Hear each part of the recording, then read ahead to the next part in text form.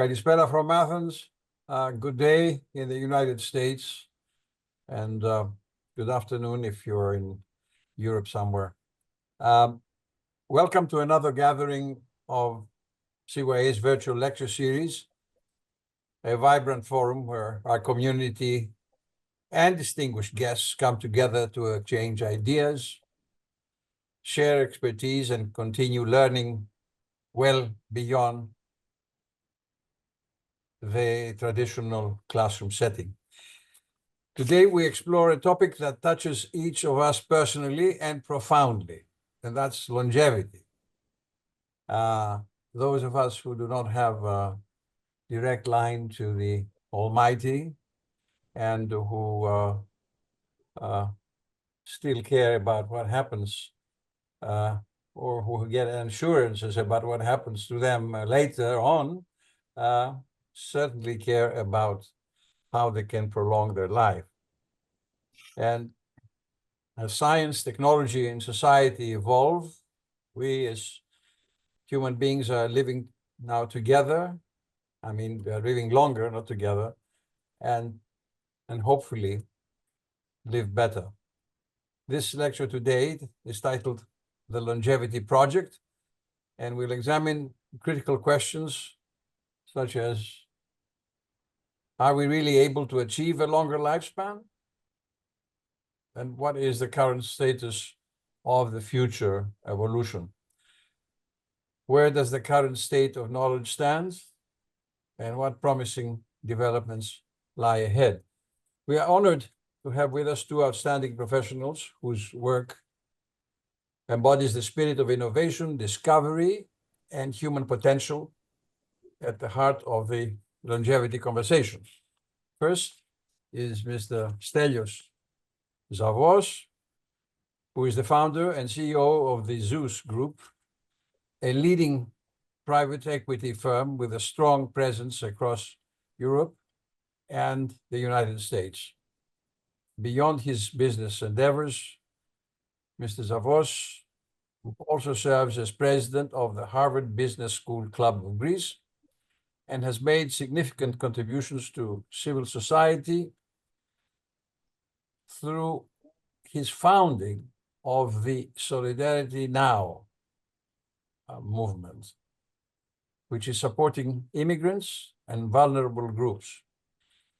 He holds an MBA from Harvard Business School and a Master of Science from the National Technical University of Athens.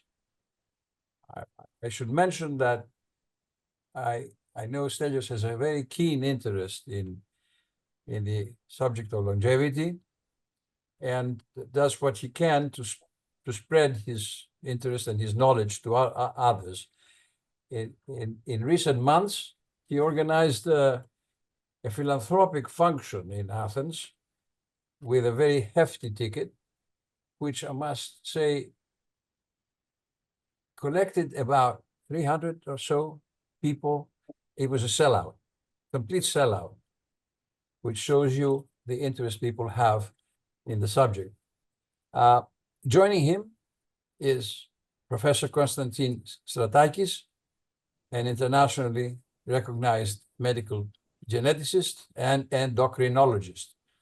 Professor Stratakis is a pioneer in translational research and precision medicine, currently serving as professor of pediatrics at the University of Athens Medical School.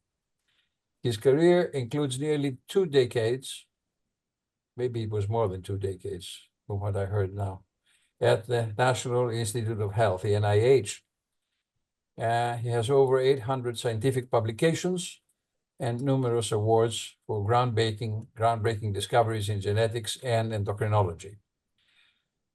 Together, Mr. Zavvos and Professor Stratakis represent the dynamic intersection of visionary investment, human-centered innovation, and cutting-edge scientific research, all of which are essential as we imagine and build a future where longer, healthier lives are within reach. Thank you both. Thank you both for joining us today, and we look forward to hearing your discussion. I will repeat again what I've said in so many other previous lectures, that our session today will be recorded, and anyone who does not want to appear on camera or who does not want to be recorded, rather, should feel free to turn off the video. And now it's my great pleasure to warmly invite Mr. Zavvos and Professor Stratakis to begin their presentation. Thank you, Alexi. Thank you for the honor for inviting us for this presentation. I would also like to thank my co-presenter, Dr. Stratakis. Today, we're going to try and give you a kind of a brief description on the status of the longevity industry and the scientific progress up to now in this field of longevity. It is very important to clarify what we mean and what is the objective of longevity. Longevity does not only mean the extension of the lifespan, it mainly integrates and incorporates the extension of the health span. We have seen up to now that approximately in a period of 8 to 10 years before the death, people tend to suffer from specific diseases which affects their health span, the real health span. And I would like to show you a few slides on this and on the aging of the population. So if we see now the average course of life, you see that when we are at a very young stage, the quality of life is very high. As we approach towards the end of life, we see a dramatic deterioration, as you see on the curve that has been done by the McKinsey & Company, on the issue of the health span. So longevity is trying to achieve two targets: extending the lifespan, mainly increasing the health span. And we wanted to give you now several very quick statistics to see how important is the impact of longevity. What we see from this is that while the average population growth starts becoming negative, the average population age is becoming higher and higher and higher.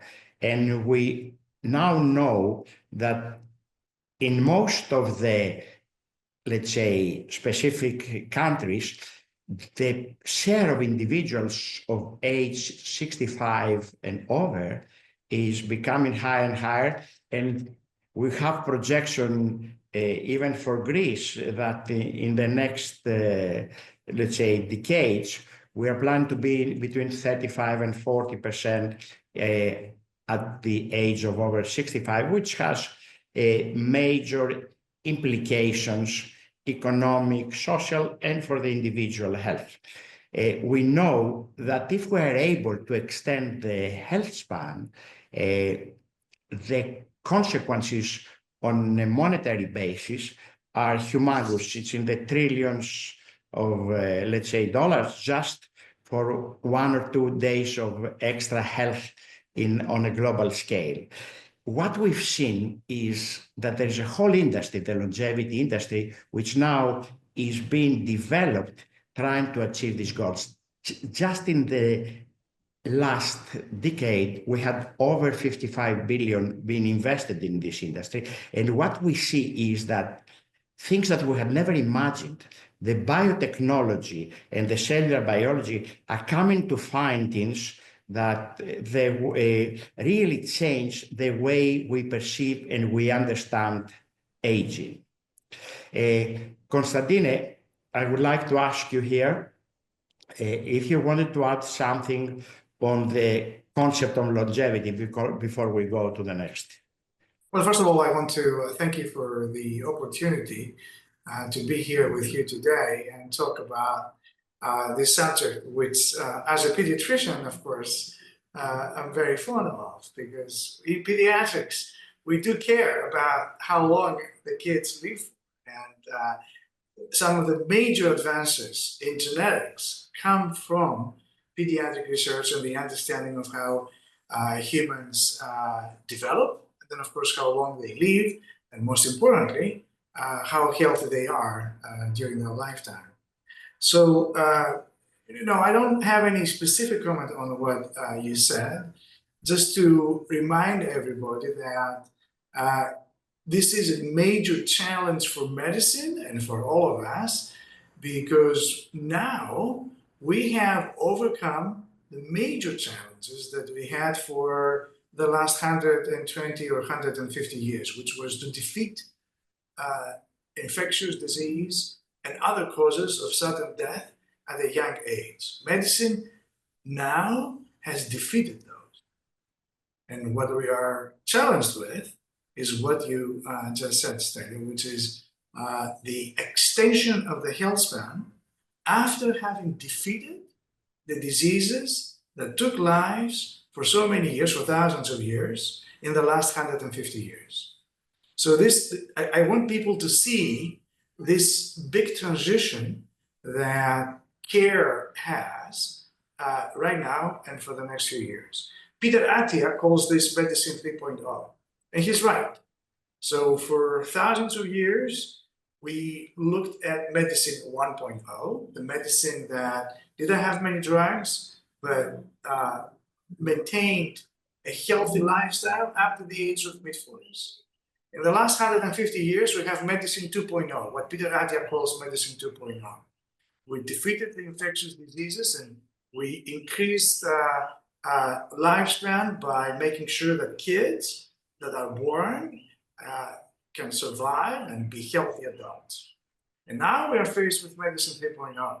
All these people that survive all the way to 50 and 60, when they hit their first chronic disease at about average age 64, to be able to survive that and maintain a healthy life all the way to the end of the lifespan.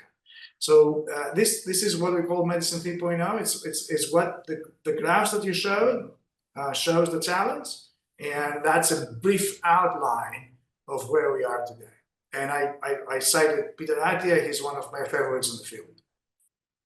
Which we will quote several times with information. What we know now as a continuation is that we have the cellular biologists start understanding why we age, which are the specific processes in the cells, which are the genes that potentially help us in all this process. And now we understand that basically the aging of the cells is the major cause for many of the diseases. That's why people like David Sinclair, which as Alexis mentioned before, I brought in Greece a month ago in Athens, and Peter Attia claim now that we need to understand that specific changes in our genes and our engines provoke the hallmarks of aging. And aging is a disease that we need to address. Aging as a disease, which is the aging of the cell is the cause of so many other diseases. So let's look a little bit on this. What we have as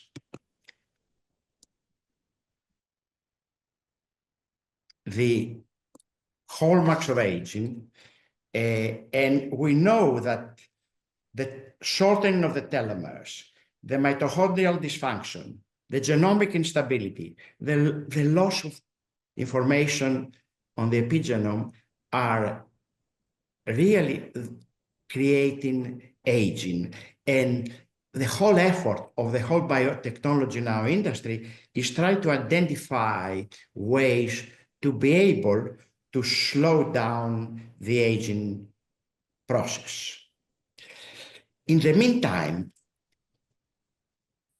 we know that while we age, we have the stem cell exhaustion, we have less stem cells, we have even reduced diversity in our microbiome, which is an indication of aging. I was talking a few days ago with a major expert in microbiome who was basically claiming that the lack of diversity as we age is similar to being sick, being in a young age. So it is very important to understand that there is a whole process that we need to address so we can be able to slow down the aging. Now, what we are trying to avoid is that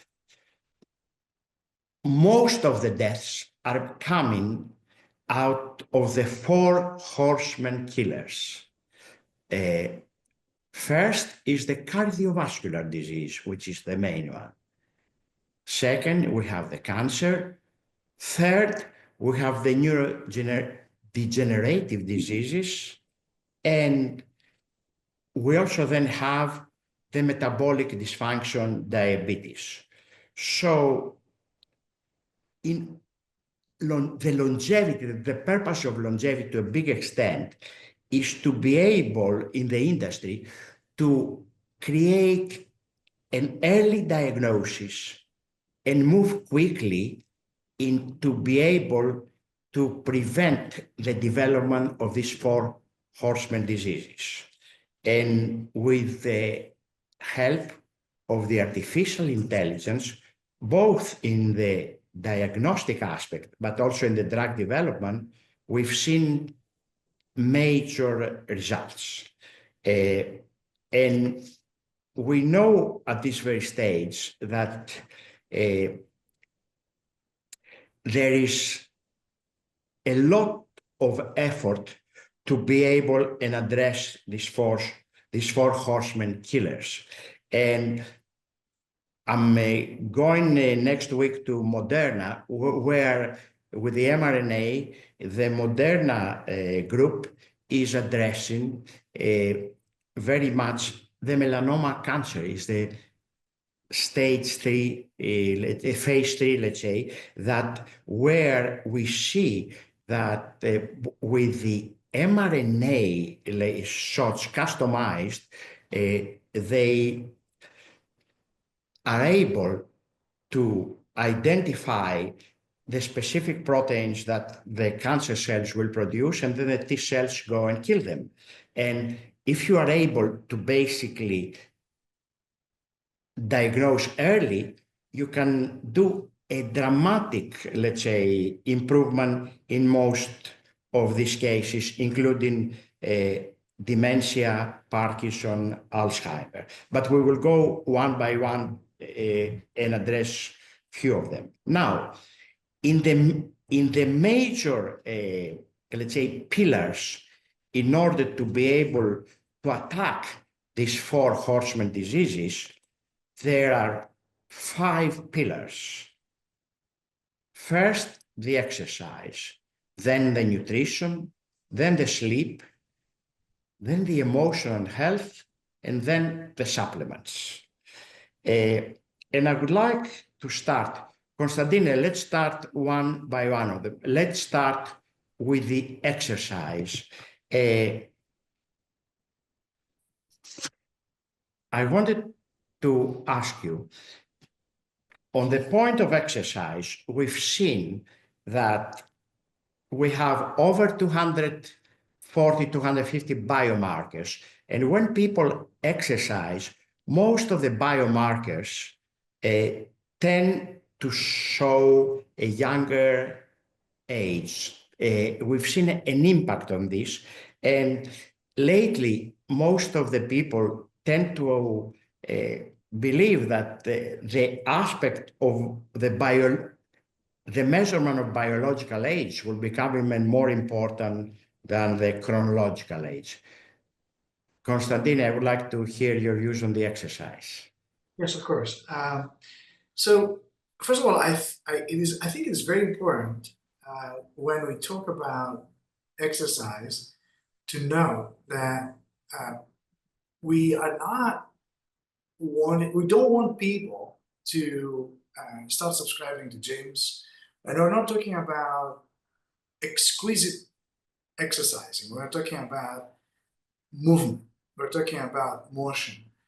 In Greek, I always remind people that they're not talking about askisi, exercise. We're talking about kinesi, movement.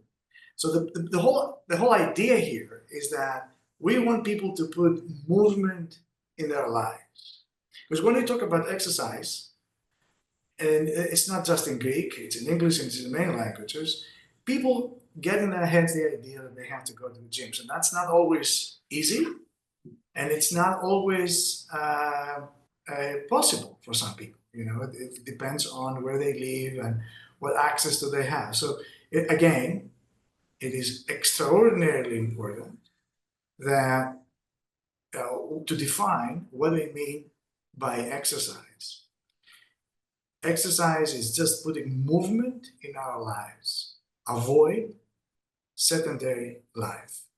Everything we know about the effects of sedentary life in metabolism, metabolic syndrome, and the risks for cardiovascular, cancer, and so forth, can be negated by putting movement in their life. Stop sitting, in other words. This is very important, again, as I said. As a pediatrician, we know that children that spend so many hours in front of their TVs or computers have increased rates of obesity and develop prediabetes and metabolic syndrome. And this is also true for adults. So again, it is the making sure that we don't live sedentary lives. So that is how we define exercise. Now, the more you exercise, the more aerobic the exercise becomes, the more the benefits up to a point. So again, that's very important. We don't want people to start running marathons to make sure that they get the benefits of exercise. All we want is a few minutes of highly aerobic exercise a day. There's various studies. Do you need 10 or 20 minutes of a heart rate of 140 or higher? And do you need 7,000 steps a day versus 10,000 steps a day? But it's somewhere there. And but we know it is that sitting or doing nothing for hours, that's bad. And when you look at the differences between what I said, 7,000 steps, 10,000 steps, or 15,000 steps, they're very small. The gains in improving metabolism or improving overall various indices that we measure, they're very small between 7,000 steps, 10,000 steps, or 12,000. They're huge, however, when you compare the 0 steps to the 7,000 steps. And they're huge when you compare heart rates of 80 or 90 during very moderate exercise with heart rates for 10 or 20 minutes at 140. You don't need 1 hour at 140. In fact, one could argue that you increase death risk from arrhythmia. It depends on the age and it depends on various health factors. But again, so exercise means movement, means avoiding sedentary life, and the effort that you need to put in to get the most of the benefit is actually fairly minor, and it requires a relatively small time commitment. Excellent. I would like to go now to the second pillar, the nutrition. And there is, I would say, a lot of understanding, obviously, that the calorie restriction helps very much in extending, let's say, the lifespan. We have a lot of information up to now. And we would like also to discuss the issue of the intermittent fasting aspect, meaning when you eat, which a lot of debates, and if it, let's say David Sinclair is a very big supporter of intermittent fasting, while Peter Attia has several questions on this issue. And the people who support the intermittent fasting is not just for losing weight, but it's supporting the autophagy process. The cellular biologists have identified that if you have insulin, then it slows down the autophagy. And I want to give a few numbers here. On average, every one of us has approximately 37 trillion cells, and we lose and we reproduce every day approximately 1% of this, and autophagy plays a major role. Also, on the issue of nutrition, which affects very much the microbiome, lately there has been a tremendous effort also from biotech in Germany, and the head, Thomas Grossman, and the owner, has put a tremendous effort on this, thinking with a lot of scientific research around that the microbiome affects our way of thinking, affects our way our mood develops. And now they even say that it can affect Parkinson, Alzheimer, and dementia. The latest I heard from one of the experts, it even affects, from the microbiome, we can identify the sexual preferences, which is pretty amazing. So the impact of nutrition is very important. Constantine, I would like to hear your views on the nutrition and the intermittent fasting.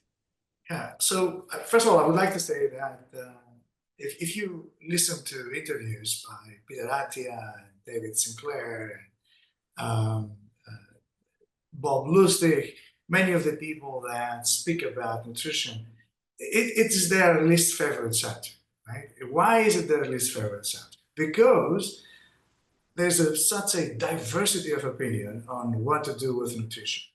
Let's start off by saying that it appears that if exercise is 20-25% of our environmental contribution to overall health span and lifespan, nutrition seems to be close to about 20%.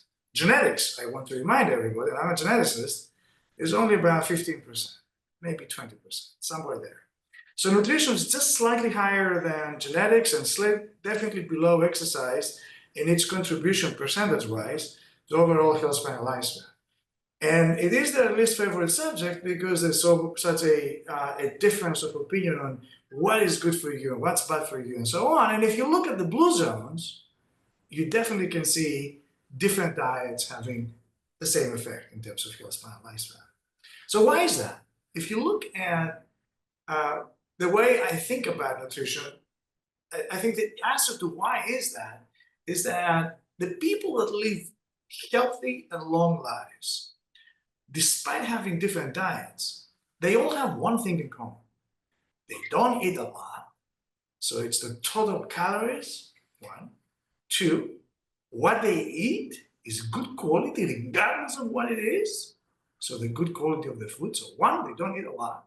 Two, they eat good quality food, not ultra-processed foods. And three, they eat a variety of stuff that make sure that they get everything they need in terms of metals and vitamins and all the little things that we need to have in addition to the big three: the fat, the carbohydrates, and the protein. Did I say carbohydrates, by the way? I did say carbohydrates. I hate carbohydrates like most people do. And we should hate carbohydrates. We have to, and now I'm coming to the issue of the paleo diet and intermittent diet. We have to remember that humans, as humanoids, have been around for 2 to 4 million years. We've only been around as Homo sapiens for 140,000 years. And for all these millions or thousands of years, we basically had no access to carbohydrates. Almost none. Just a tiny bit. The occasional nut, the occasional fruit. Not the fruits we have today, these huge things, huge apples or the huge oranges. None of that. We had basically these little things that you eat from a wild pear tree. Or if, I don't know if you've ever seen pears growing up in the wild, or the little strawberries that grow out in the wild. Have you seen those? Those are the carbohydrates we had access to for millions and thousands of years. And all of a sudden, about 400 or 500 years ago, we got access to the sugar cane. And then we got access to actual industrial sugar just about 150 years ago. And now, sugar is everywhere. The only desserts that ancient Greeks ate were around honey. And that was about it. And and so again, the only other carbohydrate was derived from beans. So we should not eat carbohydrates, and almost everything I can go on and on, like many people do when they speak about carbohydrates. Carbohydrates should be minimized in our diet today, and it is the source of prediabetes and metabolic syndrome and everything else that goes associated with it. So everything in moderation, a little bit of everything is what is in common in the people around the world that live long and healthy lives. So variety, tiny bit, and of everything. Now I come to the issue of intermittent fasting. Again, just like what I said before about access to carbohydrates, for millions and thousands of years, people chased, hunted, fished. They woke up with sunrise, they went to bed with sunset, and most of the day they were out on the ocean or on the jungle hunting, the desert, wherever the sun, wherever they were. They had no time to sit down and eat until sunset. And they ate very little breakfast, if any, because once they got up, they were just out hunting or fishing or whatever. So for thousands and millions of years, until we became sedentary, until about 10,000 years ago or so, we had no time to eat during the day. We had one formal meal, and it was with sunset. So in the last 150 years, or maybe 200 years, with industrial revolution and everything, somehow we invented that we need to eat, I don't know, at least 6 times a day. And that makes absolutely no sense. Humans never did that. They just never did. Hence, intermittent fasting. Most people today agree that we should only have one main meal a day. They disagree on the time. Mine is usually at night. But, I would urge everybody to, just like with exercise before, the principles are simple.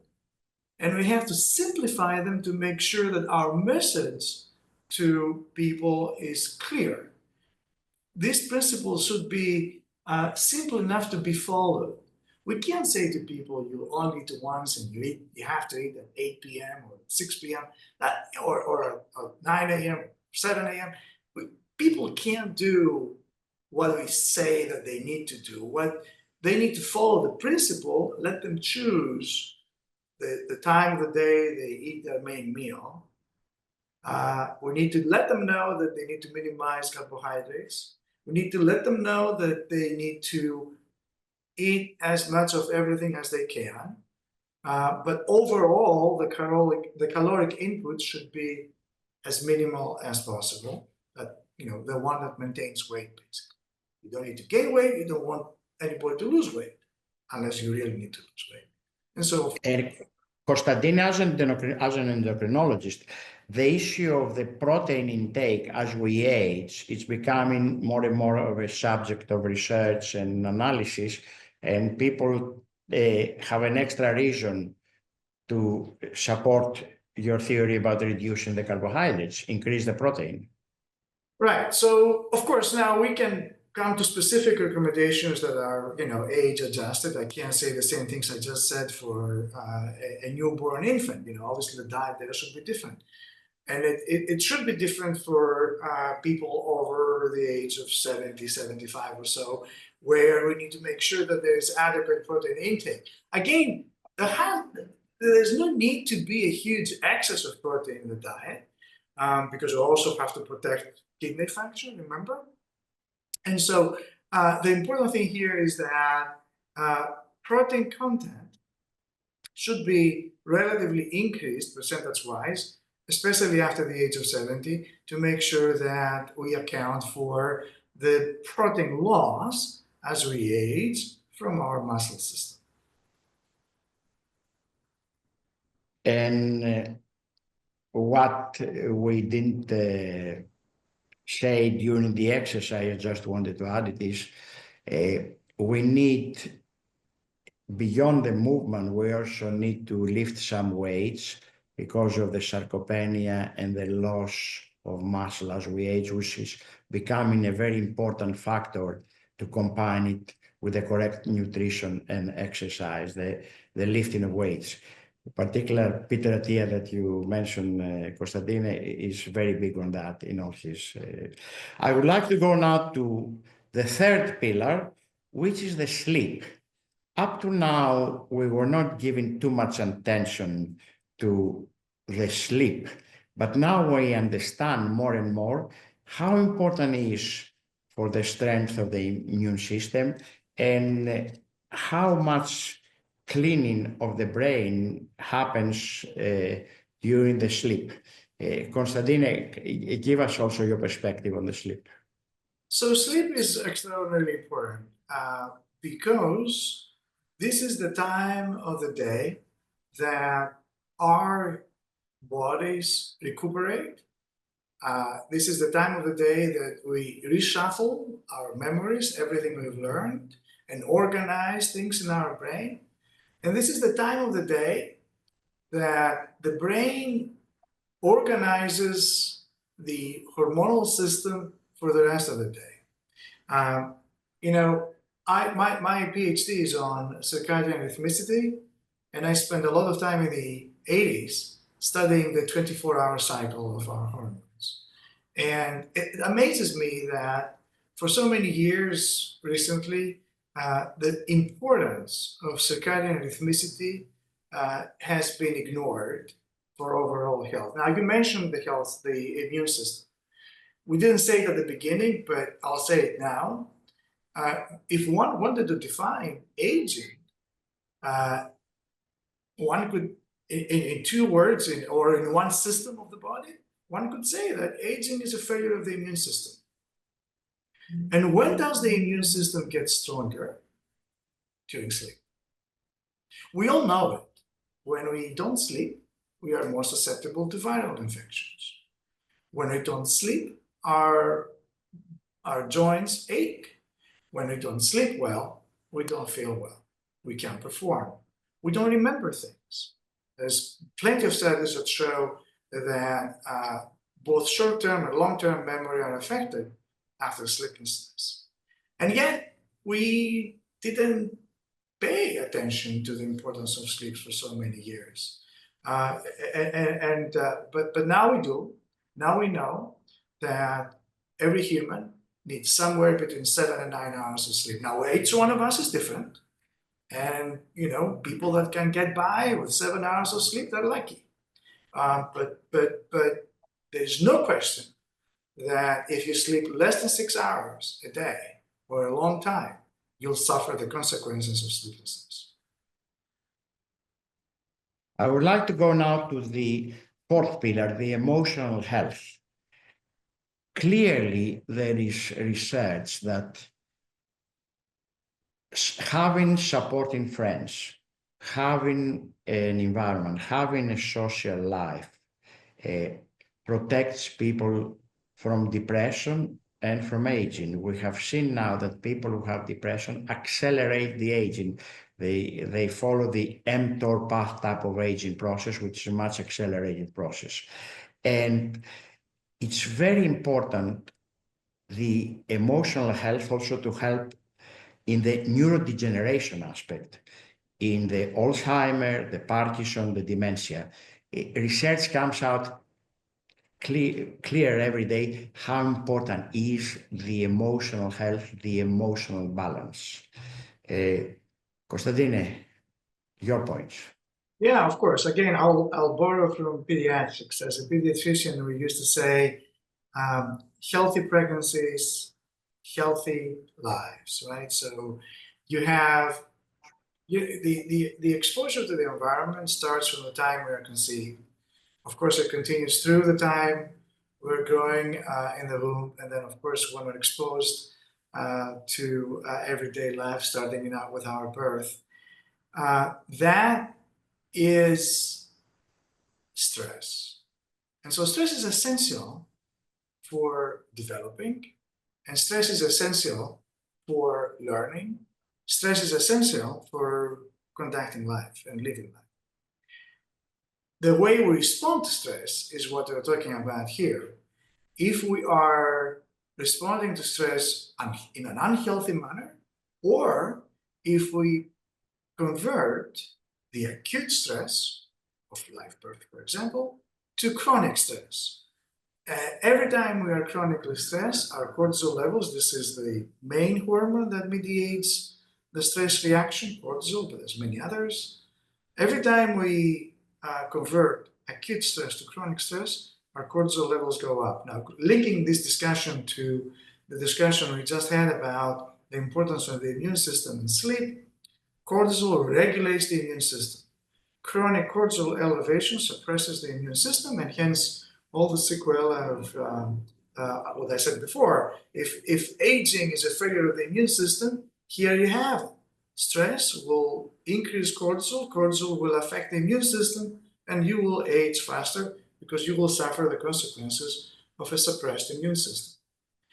Now, you mentioned, Stelios, the importance of social life and connectivity and everything we know about the importance of community in living a healthy and long life. This is true, again, in all the blue zones, all the parts of the world where people live long and healthy lives. Community is essential. Why is that? Well, because loneliness is stress, number one. Number two, you handle the stresses of life much better if you discuss it and you share it with your community. Religion, organized religion, played the role of community for so many thousands of years for humans, and this was essential for relieving stress from individuals and societies. So stress is how you handle stress is extraordinarily important. This is true in the blue zones. We know it from everyday life. And the main link in terms of biology is to the immune system. There's others, but the main link is to the immune system.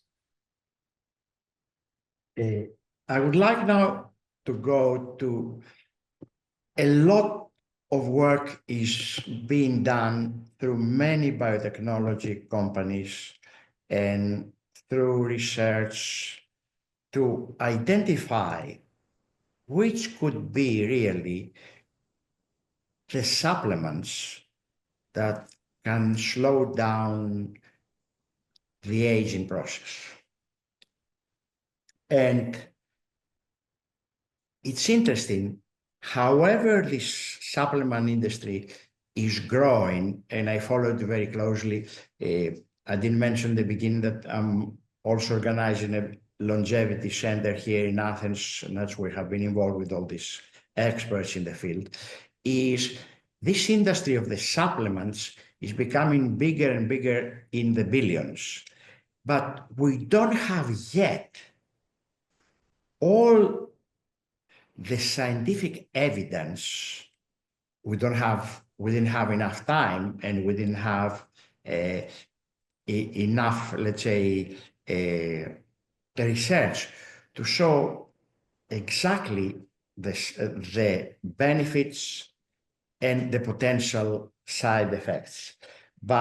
And we're also going to discuss a little bit about the anti-obesity drugs and the senolytic drugs, but most of the longevity experts suggest these specific 7 supplements that I will mention, the NAD boosters, which we know that they help dramatically the functioning of the mitochondria, and they believe that they're supportive of slowing down the aging.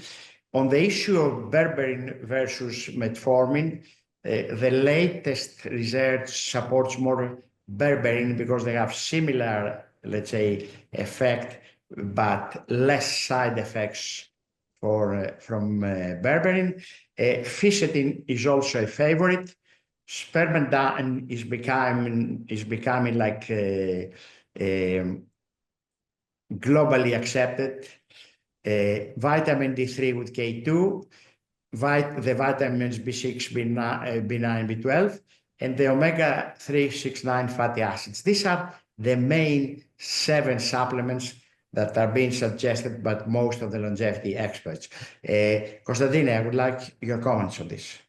Yeah, so, again, I'm not a huge fan of supplements, as we've discussed this, Stelio, but clearly, I think the idea here, and if you want to put it back again, so that we can go one by one, or at least mention the 3 of them, you don't have to, I'll just mention them. What is the idea here? We didn't say at the very beginning, you mentioned briefly the importance of mitochondria. I didn't say anything about mitochondria, but we do have to say that one of the hallmarks of aging is mitochondrial dysfunction. So I even though I'm not a big fan of supplements in general, I do think that anything that improves mitochondrial function is generally good. Whether it is exercise, we didn't say it, but we should say it now. What does exercise do?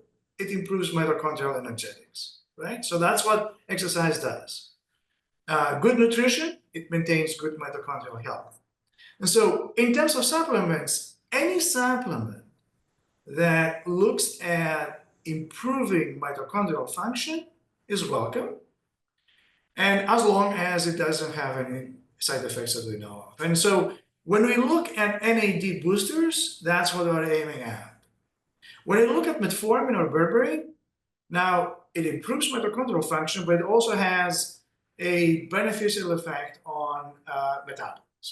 So it decreases insulin resistance. Again, we didn't say that during the earlier today when we presented about metabolic dysfunction, but the main biochemical index of metabolic dysfunction is insulin resistance. So metformin or berberine, either one of the 2 or both, improve insulin resistance along the lines of improving mitochondrial function and energetics. Same is true for resveratrol, so that's okay. Resveratrol is one of the main ingredients of red wine. In fact, I worked many years with the father of Dr. Westphal. So Heiner Westphal was a biologist, so I worked with him at the NIH. His son is the one who developed resveratrol at Harvard. And resveratrol, of course, in red wine is in very small quantities. You only need 1 barrel of red wine to have enough substance of resveratrol to affect your. That's right. That's right. But again, resveratrol, as far as I know, it doesn't have side effects, and so I'm okay with it if anybody wants to take it. I don't feel the same for spermidine. I won't, but I'll because in the interest of time, I want to say a few words about vitamin D and the importance of vitamin D. Vitamin D is extraordinarily important for a number of functions. I'm not a big fan of huge vitamin D levels, and I don't know how many of you measure your vitamin D levels, but I don't want any one of you to have vitamin D levels over 40 or 50. But I do want every one of you to have a vitamin D level of about 30 or so, 30 micrograms per deciliter. That is a good vitamin D level, and one that will not give you, listen to this, kidney dysfunction.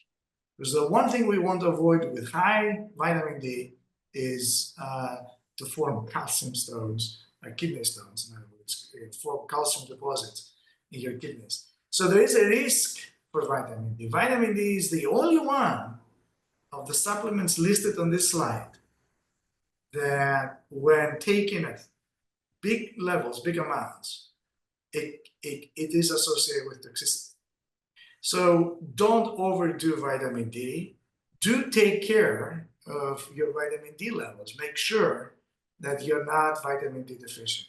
So it's a vitamin with many functions, and generally one that we should pay attention to, because again, at very high levels, it can be toxic, and it's the only one from the supplements listed on this slide that can be toxic at high levels. Yeah, I mean, omega-3s, these are very important for mitochondrial function. As I said at the beginning, omega-3s, you know, they improve mitochondrial function. Anything that improves mitochondrial function gets my approval. The omega-3s are, of course, primarily found in seafood and in some other foods, but most Western societies don't have enough omega-3 in their diets. And so getting it as a supplement is not a bad idea if you can't have enough seafood. And as far as I know, there's no major side effects from high levels of omega-3s. Same thing, same applies for the vitamins of the B complex, very important for mitochondrial function, very important for our both central and peripheral nervous system function. So again, if you don't get enough with your diet, supplementing with the vitamin B complex supplement is okay, and it doesn't have toxicities. One more thing I want to add here, Constantine, and we can discuss it.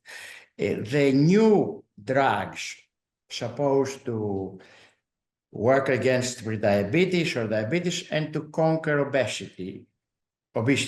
So the idea is, we know that all these medications lower blood sugar in type 2 diabetes, and also they have helped for weight loss.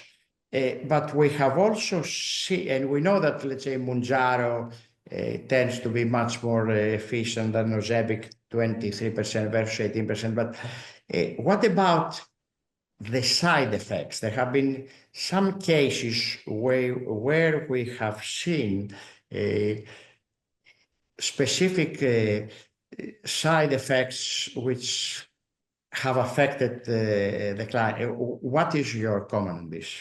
So I mean, we are all here to discuss longevity and wellness and health, and we talked about the main pillars of that.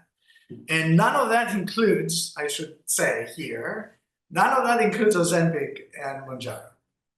The way I look at these drugs is they're extraordinarily important for very extreme situations. For people that have high BMIs, for people that have already pro-diabetes or serious diabetes, that's when you need it. Also, you need it for somebody who is not engaged in any exercise and cannot start exercising because he's so obese, they are so obese that they can't get moving without risking a fracture, without risking major injury. So these drugs are wonderful for starting off when you need somebody to engage in a diet and an exercise program. They're absolutely wonderful because, and I use them, but they have no place in the lives of people that live a healthy lifestyle and don't have major disease. I should say this here because clearly, very clearly, I think we all agree on that. These drugs are being abused. The reason why I'm asking this question as the last on the supplements is because some of the longevity centers, and I want to make sure we understand the industry now, there are over 860 longevity clinics in the United States, utilize and suggest Ozempic and Mounjaro. That's why I asked this question, Constantine. Now, I would like to go to Alexis. Alexi, in the next 5 minutes that we have, any important questions that came up that we should try and give any answers we can? Well, first of all, I want to say that it was what we heard here was very thought-provoking and inspiring. However, quite depressing for some of us. For example, yeah, I don't know if it's of any interest to the rest of you, but I found myself to be a candidate for a bad candidate for longevity, since I'm failing on at least 3 counts, which is sleep, exercise, and stress. So this is my personal testimony here. But And I apologize, Alexi, but I will add this.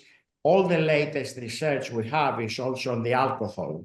So we know also that alcohol tends to accelerate aging, so and creates a lot of other problems. So add the fourth. I will try not to take it as a personal reference. Okay, listen, you know, what do you think of these spa centers that exist in some parts of the world? Okay, Where because you go and submit yourself to some grueling life for being 10 days, and then you come out supposedly feeling okay. purified. And then what happens? Having visited a lot of them, from Lanzerhof to Chenot to La Prairie, there are 2 types of longevity, let's say, spas. The one is the whole so-called resort, where you go and stay for 7 to 10 days, and you go through a whole process, diagnostics, and then they give you specific treatments that you have to do and follow. This was, in a way, the older approach. The newer approach works a lot with the help of artificial intelligence.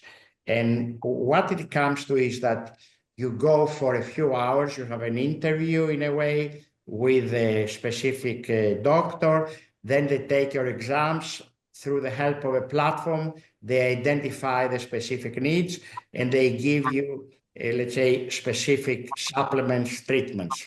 Up to now, as we were discussing before, most of these, let's say, treatments and supplements are not yet totally scientifically proven that they fully support longevity. Of course, we know that NAD and NMN stuff supports the mitochondrial function, but in general, we are still at the beginning of an amazing revolution that I believe that in the next 3 to 5 years, we will have incredible results. Yet, we're still in the start of all this process.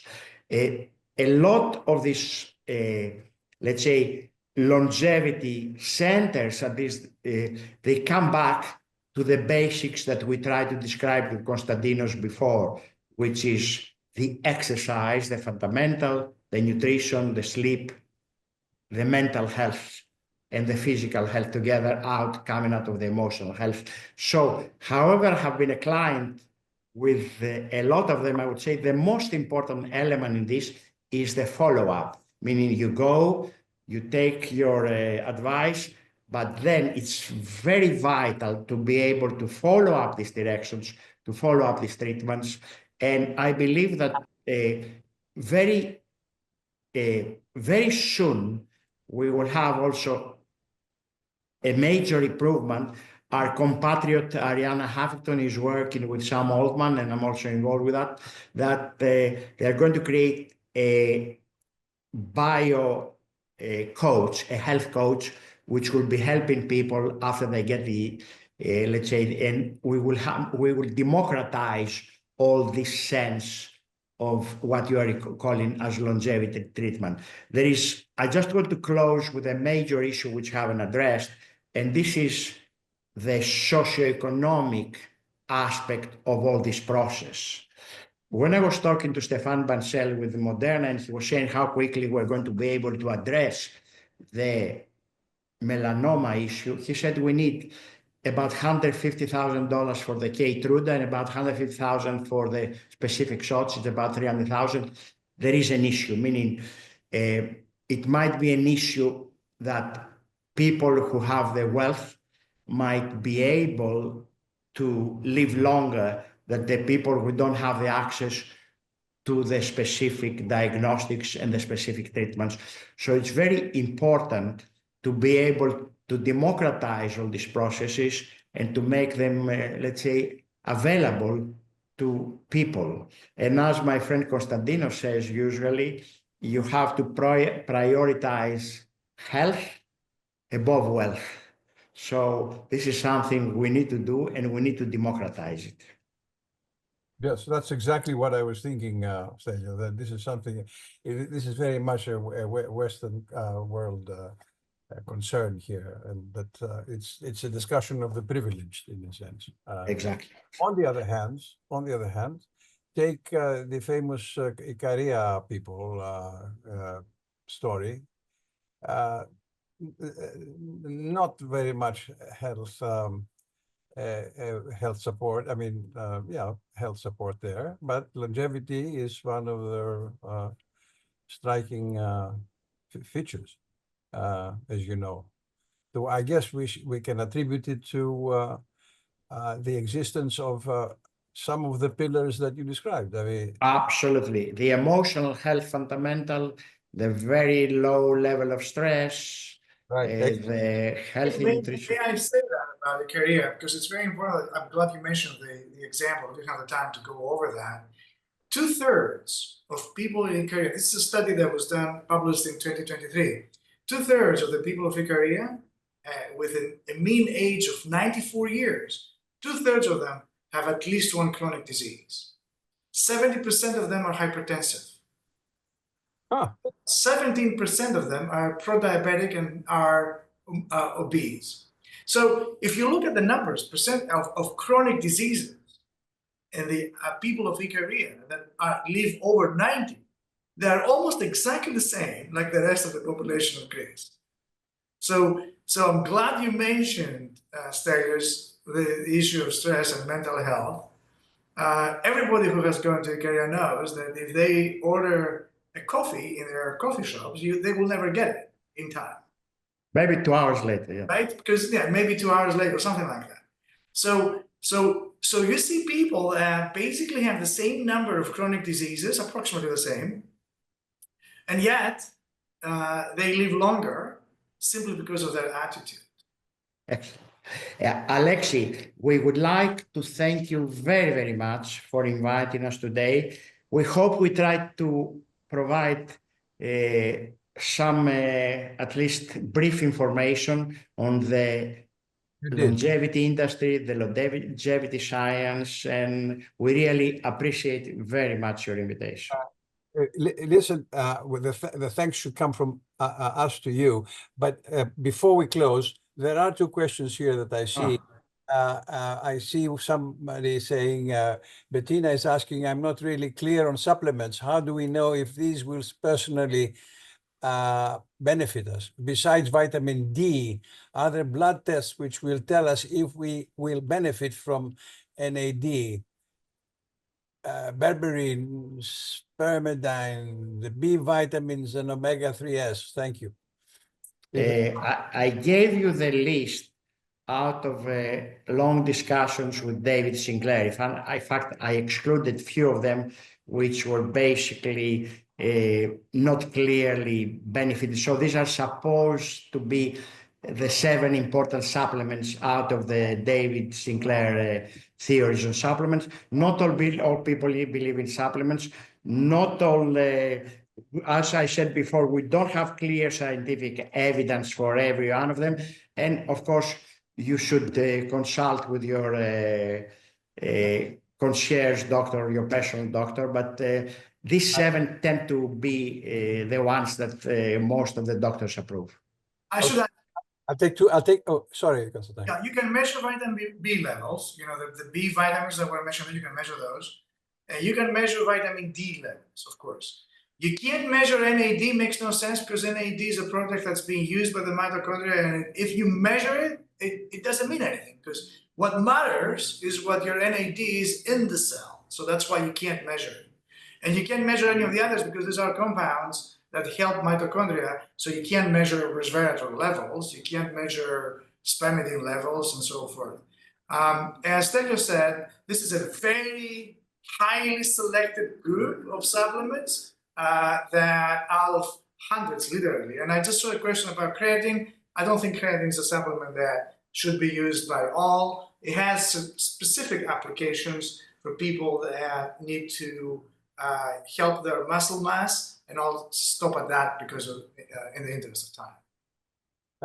Look, I know we're a little bit over time, but I want to be a little democratic here and just give you two more questions, and we'll close. I have read, says our own Jennifer, I have read the M&M may not be good supplement for those who have had various cancers. Is this true? Do you know anything about that? Yeah, well, it fuels mitochondrial function, right? So think about it. But I have not seen any data to support that if you take NMN during cancer, chemotherapy or anything, you will feel cancer. It's a theoretical danger. It's not a real danger. Would I take it myself if I had, if I had cancer and be in chemotherapy? I would. But it's a theory. It's not. There's no data to show that if you take it during active cancer, you'll feel cancer. And I'm telling you where it's coming from.